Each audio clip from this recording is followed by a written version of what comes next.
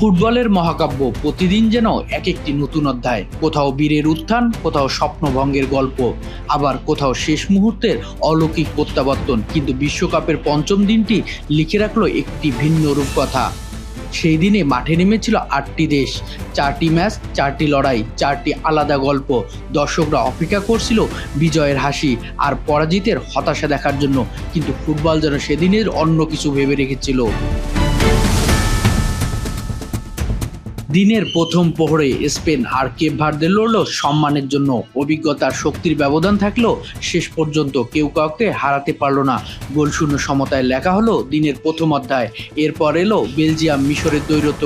আক্রমণ পাল্টা আক্রমণে জমে উঠল ম্যাচ, কিন্তু শেষ বাঁশি বাজতেই স্কোরবোর্ড বলল সমতা। আর রাত পেরিয়ে ভোরে সৌদি আরব ও উরুগুয়ের লড়াই যেন একই সুরে বাঁধা ছিল। দু দলেরই স্বপ্ন দেখছিল জয়ের, কিন্তু ভাগ্যে লিখেছিল ১ পয়েন্টের ভাগাভাগির গল্প। আর দিনের শেষ দৃশ্য ইরান ও নিউজিল্যান্ডের উপহার দিল রোমাঞ্চের ঝড়। গোলের পর গোল, উত্তেজনার পর উত্তেজনা, কিন্তু শেষ পর্যন্ত কেউ জিতল না, কেউ হারল না।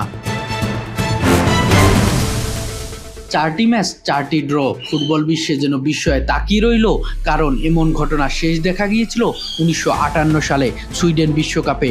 তারপর কেটে গেছে ৬৮ বছর। বদলেছে প্রজন্ম, বদলেছে ফুটবল, কিন্তু সেই বিরল ইতিহাস আর ফিরে আসেনি।